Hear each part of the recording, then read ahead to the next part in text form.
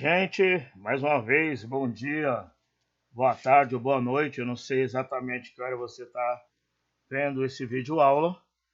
Eu tomei a atitude de não colocar a minha imagem, porque às vezes ela cobre algum conceito que eu quero colocar aí nos slides. Então preste atenção nos slides e preste atenção na minha voz. Bom, agora nessa terceira semana, né, de aula, nós vamos começar a mergulhar propriamente dito, né, nas questões práticas e técnicas, né, de gestão financeira.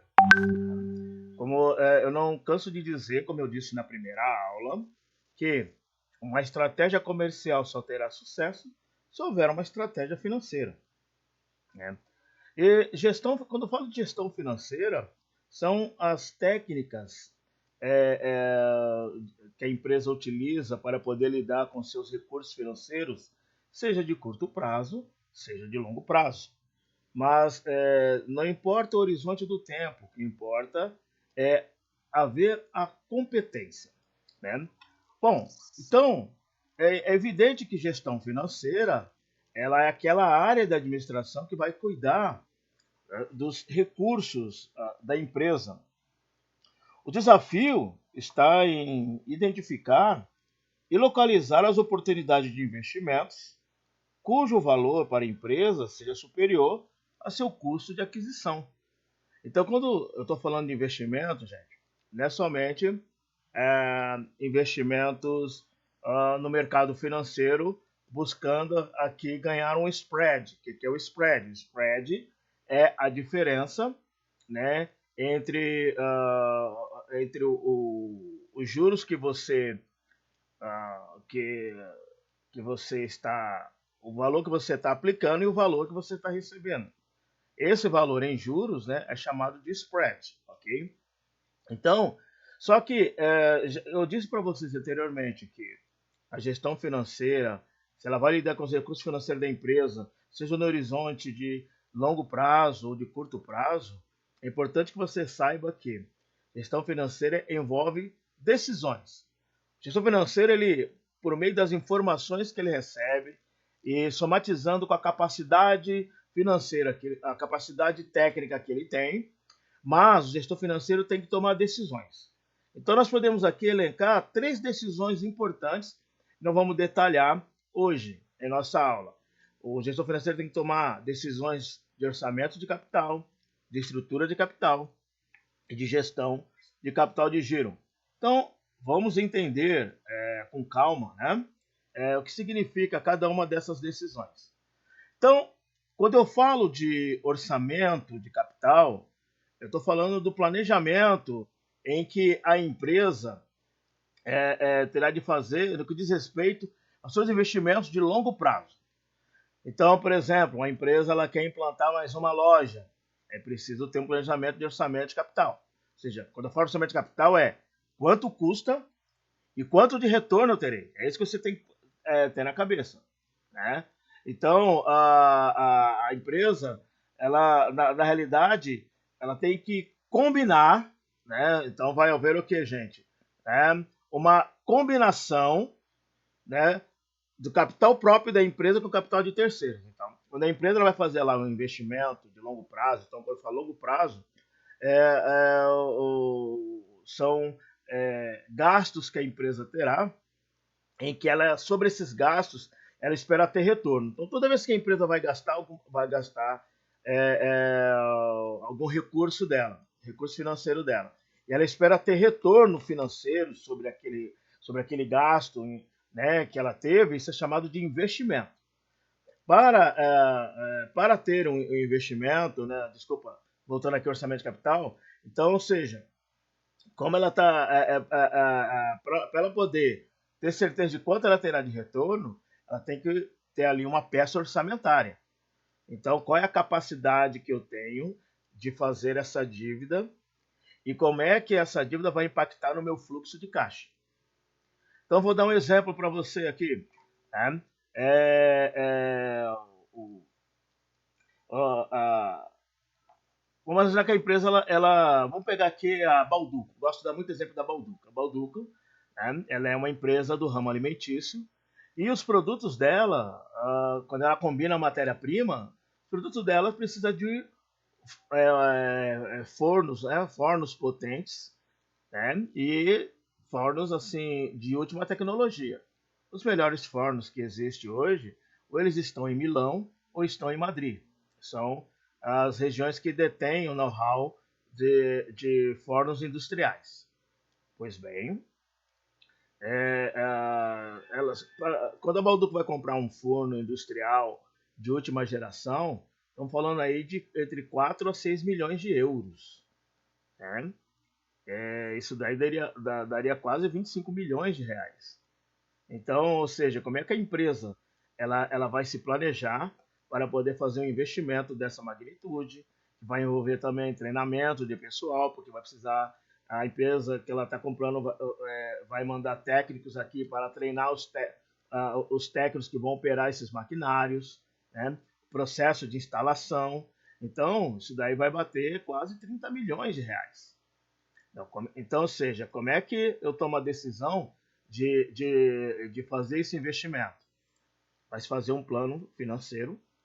Nesse plano financeiro, na realidade, a partir da área de engenharia da produção, vai falar quantos produtos por minutos eles vão conseguir produzir. E aí a área de marketing vai fazer uma projeção, a marketing de venda vai fazer uma projeção de vendas. Essa projeção, então, ou seja, a parte de produção tem a projeção de custo. A parte de marketing e vendas eu tenho a projeção de faturamento. Né? E aí o gestor financeiro vai fazer os cálculos de lucro bruto que haverá. Então, ou seja, vai saber quanto vai gerar de fluxo de caixa.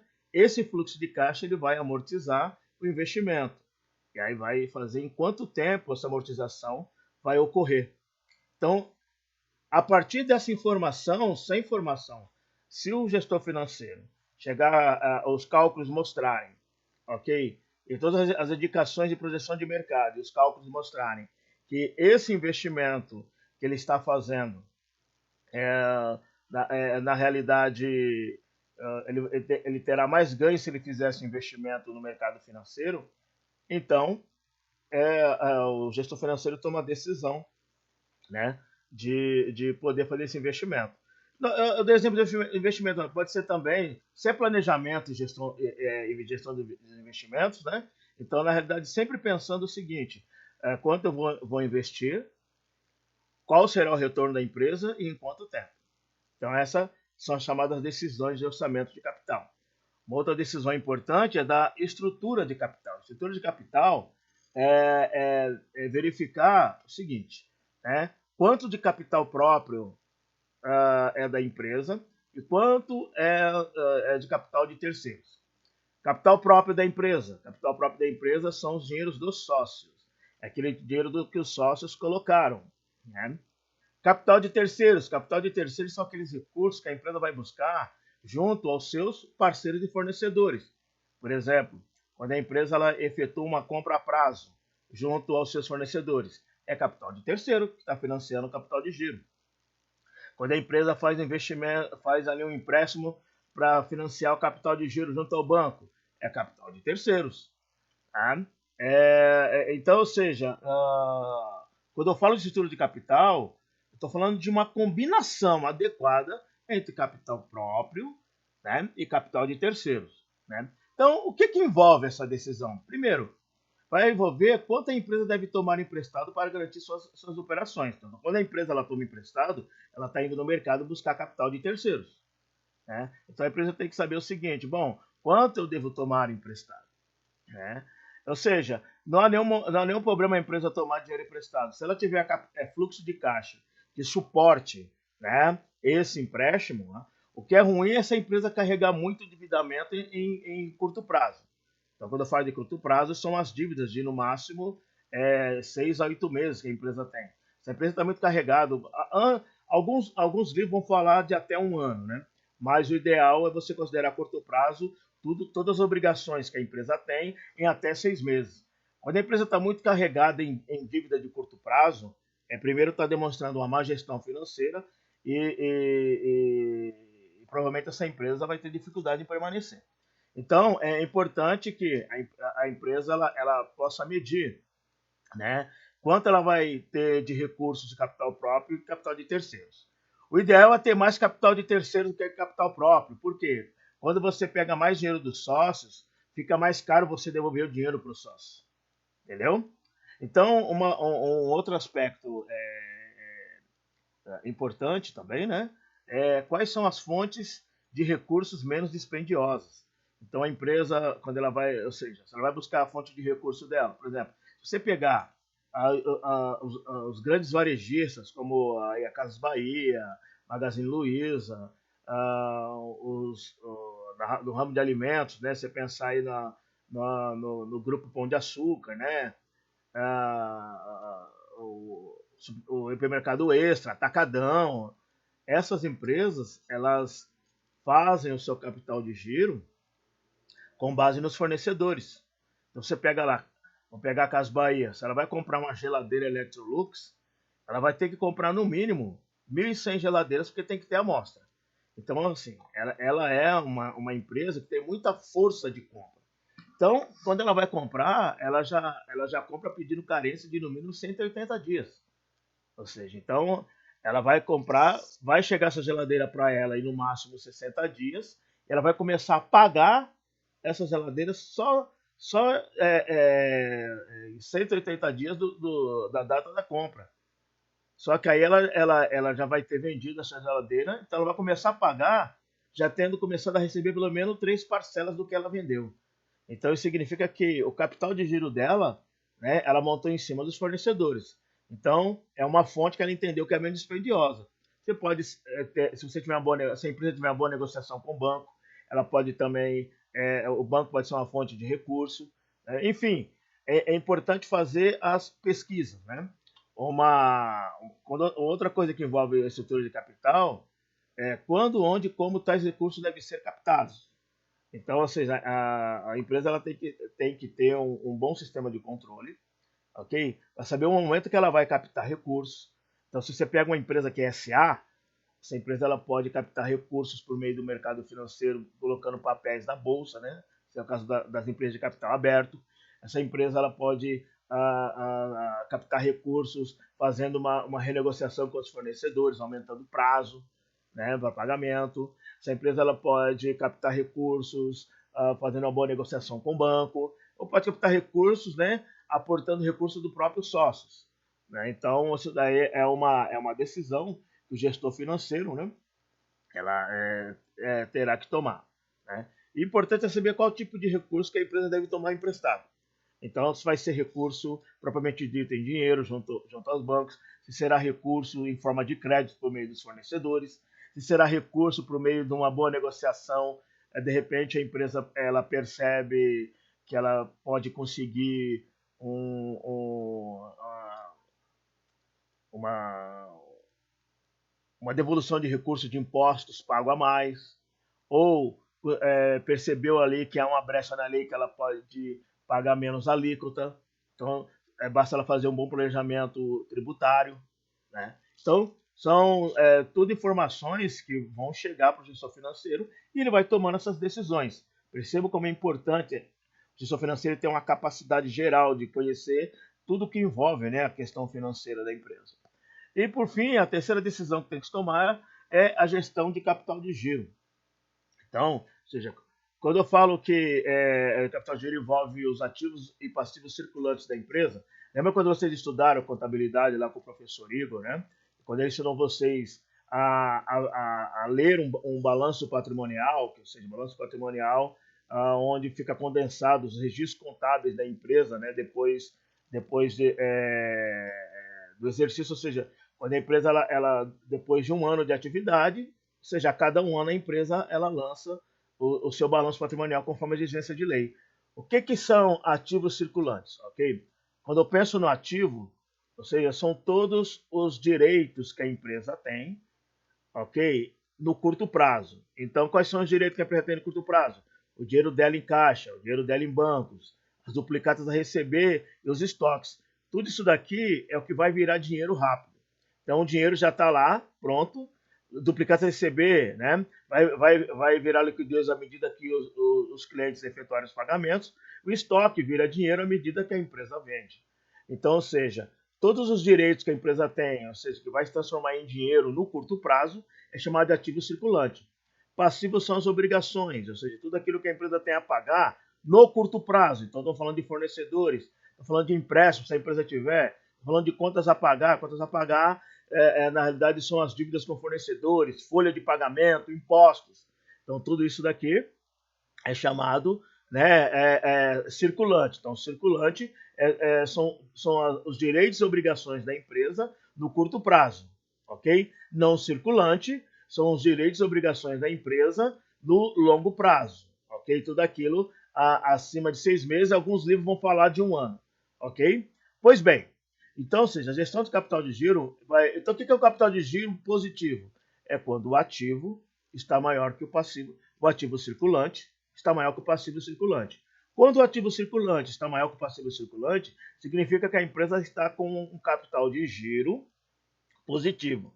Então você já percebeu que o capital de giro, o que é? É o recurso necessário que a empresa necessita para poder girar o mês, por isso é giro, ok? Então a empresa ela tem que tomar as decisões de que banco ela vai trabalhar, como ela vai aportar esse recurso, como é que ela vai fazer a gestão, né, das duplicatas a receber, né, ou seja, qual o banco que melhor oferta para ela, né, que tem a melhor taxa dela poder gerar os boletos, né? Como é que essa empresa vai fazer a gestão de estoque, né? Vai ser um estoque, evidentemente vai trabalhar com um estoque mais justo, mais curto, né? Na realidade, como é que essa empresa vai negociar com os fornecedores, como ela faz o processo da sua folha de pagamento, como ela trabalha a questão dos impostos, né? Ou seja, como é que essa empresa negociou com os bancos os seus empréstimos, enfim, né? São decisões que envolvem gestão competente, né? Ok? Bom, já que eu sei que as decisões que o gestor financeiro tem que tomar, que é orçamento de capital, estrutura de capital e gestão de capital de giro, então quais são então os objetivos os objetivos da gestão financeira, né? Então, ou seja, né, quando eu falo da gestão financeira, né, ela tem o objetivo, né, primeira coisa, ela tem que maximizar o lucro. Ela tem que na realidade, né, ou seja, toda empresa, uma boa decisão financeira aumenta o valor de mercado do capital dos seus proprietários. Então, ou seja, o gestor financeiro ele tem a obrigação de aumentar o valor da empresa a partir de uma boa gestão financeira, né? Por isso que geralmente os gestores financeiros são pessoas muito bem preparadas, muito bem pagas, porque ele tem uma grande responsabilidade. Mas então, quando eu falo que se o objetivo da gestão financeira é maximizar o lucro, né, e incrementar o valor de capital dos proprietários, então quais são as características desses objetivos? Primeira coisa, manutenção de permanente situação de liquidez. O que é liquidez, gente? Liquidez é a capacidade que a empresa tem de fazer os pagamentos. Liquidez é quanto de dinheiro a empresa tem na mão naquele momento. Isso é liquidez. Ou seja, então, se a empresa fizer uma boa gestão dos fluxos de entrada e saída, ter um bom controle do que está entrando e do que está saindo, ela vai conseguir medir a sua liquidez. Então, ou seja, uma grande pergunta que se faz sobre liquidez quanto, para cada R$ 1 de dívida, quantos reais a empresa tem disponível? Vocês vão aprender a calcular isso daí mais para frente, mas essa é a grande reflexão que nós podemos ter sobre a questão da gestão financeira, né? Uma outra coisa, os objetivos da gestão financeira, ok? Ou seja, obtenção de recursos adicionais para suas operações do plano de expansão. Então, ou seja, quando eu falo que com menores custos por meio de estudo de viabilidade econômica e financeira, o que significa isso daqui? O que são recursos adicionais, né? Na realidade, são aqueles recursos que a empresa pode obter que está além do seu negócio. Então, mas não, o negócio da Balduco é vender panetone, bolachas, pão, enfim, esse ramo alimentício, esse é o negócio dela. Então, Agora, o que são recursos adicionais no caso da Bauducco? É quando ela faz uma boa negociação de compra, quando ela consegue uma boa devolução da questão tributária, quando ela na realidade, realiza uma boa negociação com o banco. Então, isso daí são chamados recursos adicionais, ok? Bom, uma outra coisa importante também que tem que se levar, né, em consideração é a manutenção do equilíbrio entre o objetivo de lucro e de liquidez financeira. Ou seja, o objetivo de lucro está envolvendo ali a questão de um bom planejamento de custos. A empresa saber quanto é que custa, né, todo o ciclo de produção dela para ela poder formar um preço de venda que seja competitivo no mercado e ao mesmo tempo garanta, né, o lucro da empresa para a sua manutenção, ok? E quando eu falo de liquidez financeira, a empresa tem recurso necessário para financiar toda essa operação.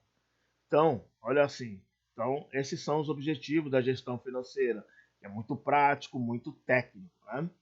Mas e tem a rentabilidade e lucratividades são dois grandes objetivos principais da gestão financeira. Isso quer dizer, todo gestor financeiro ele vai ter como horizonte da sua capacidade de gestão rentabilizar, ok, os recursos aportados na empresa, então, e ao mesmo tempo garantir a lucratividade. Então, ou seja, o gestor financeiro ele vai ter como horizonte esses dois aspectos: rentabilizar, ok, e garantir a lucratividade da empresa. Pois bem, então, quando se fala de rentabilidade, né, nós temos que pensar o seguinte: rentabilidade ele é a capacidade de um capital aplicado ou investido render dividendos ou render ganho em dinheiro e pode ser expressa, geralmente vai ser impressa pela porcentagem de lucro em relação ao investimento. Então, o que acontece? A empresa ela fez lá um investimento de 10 mil reais. Aí, quando se fala em rentabilidade, o gestor vai querer saber o seguinte: bom, esse investimento de 10 mil reais nesse projeto que eu estou colocando aqui, qual é a rentabilidade dele? Olha, a rentabilidade vai ser de 25%, a rentabilidade vai ser de 15%. É assim que ele toma a decisão. Por que é em por cento? Vamos dizer que a empresa está fazendo um investimento, está fazendo aqui, faz lá o plano de negócio dela, faz a análise de viabilidade e percebe que aquele investimento vai gerar uma rentabilidade de 12%. Ele vai comparar com o quê? Ele vai perceber o seguinte: bom, que investimento financeiro me dá um retorno de 12% nesse tempo?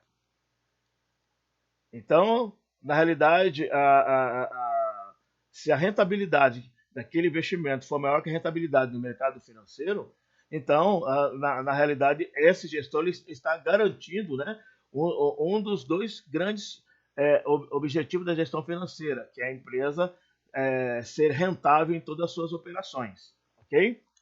Bom, falei de rentabilidade, mas temos falado um pouquinho de lucratividade, né? Lucratividade vamos chamar de liquidez. Então, ou seja, quando eu falo de liquidez, né, a liquidez ela representa a disponibilidade em moeda corrente, seja dinheiro, né, meios de pagamento, posse de títulos. Quando eu falo posse de títulos, estou falando de ações na bolsa que podem ser convertidos rapidamente em dinheiro. Então, tudo aquilo que é direito da empresa, que pode ser convertido rapidamente em dinheiro, nós vamos chamar de liquidez. Então, o gestor financeiro ele tem suas grandes preocupações. Fazer com que a empresa seja rentável em suas operações e que a empresa tenha dinheiro rápido, ok? Em qualquer momento que ela necessitar. Então, para isso é necessário ter presteza, é necessário ter capacidade, é necessário que haja, né? Que tenha ali uma grande competência e conhecimento de mercado. Tá? Bom, qual é o grande objetivo das empresas? É ter lucro. Mesmo as empresas que não têm por finalidade de ter lucro, sim, é porque as empresas que não têm por finalidade de ter lucro, o lucro dela é a boa prestação de serviço. Mas aqui eu vou dar grande ênfase, né, às empresas que têm por finalidade o lucro. Então, ou seja, lucro, né, é aquela vantagem que se tira sobre qualquer operação. Então, quando a empresa, quando eu falo vantagem, parece ser alguma coisa fora da lei, não. Vantagem é a capacidade que a empresa teve em fazer um bom planejamento. E aí, ou seja, as operações comerciais dela geram lucro a partir da sua capacidade. Né? Então, por isso que eu estou falando que o lucro, né, é uma vantagem que se tira de uma operação, seja comercial, industrial, enfim. Né? É quando a empresa ela consegue cobrir todos os seus custos e despesas, né? E o que sobrar, né, é um lucro que garanta a operação da empresa. Tá? Agora, é, né, quais são os tipos de lucro, né, que podemos dizer que existe? Temos o lucro bruto. Então, lucro bruto, se você pensar na operação matemática, então ele vai falar que a diferença entre a receita obtida pela venda, ok? Então, quando a empresa faz o faturamento, nós chamamos de receita. Então, a receita o lucro bruto é a diferença entre a receita obtida pela venda de mercadorias e o custo da sua produção ou da sua compra. Então, se eu tenho ali uma fábrica, então, é, é, quanto é que me custa produzir tal produto? Vamos pensar de novo na Balduco. A Balduco, né, qual o custo de produção dela? Então, tem ali a mão de obra envolvida, tem ali o custo fixo, né, que é toda a, a planta da fábrica e a manutenção dos maquinários e as matérias-primas. Tudo isso são os custos de produção. E a receita obtida, à medida que ela vende seu produto acabado no mercado, vai gerar faturamento. Então, quando eu pego o total de faturamento menos o custo de produção, vai me dar o lucro bruto. Então, esse é o primeiro tipo de lucro que existe. É necessário para a empresa poder saber se a operação dela está cobrindo os custos diretos de operação. O segundo tipo de lucro é chamado lucro líquido, que aí vai trabalhar, é chamado lucro contábil, né? Então, ou seja, quando a empresa já tem, quando ela pega o total da receita, menos os custos de produção ou custo de mercadorias vendidas, né, sendo o caso de uma revenda, né? Então vai sobrar lá o lucro bruto. Como é que eu chego no lucro líquido? Eu pego o lucro bruto, ok? E aí você vai deduzir da depreciação do capital fixo. Capital fixo, o que é, gente? Capital fixo é a depreciação dos maquinários, depreciação do prédio, depreciação do terreno. Lembram lá? Em contabilidade vocês estudaram isso. Então, lucro bruto é. Então, lucro líquido é lucro bruto menos, né, o total de depreciação do capital fixo, né, menos as despesas financeiras. Ok? E quando eu falo de despesas financeiras, também está envolvida aqui a questão dos impostos. Esse lucro líquido é o dinheiro real que vai chegar, né, para o dono do negócio, para os proprietários, que aí ele vai fazer a distribuição, né?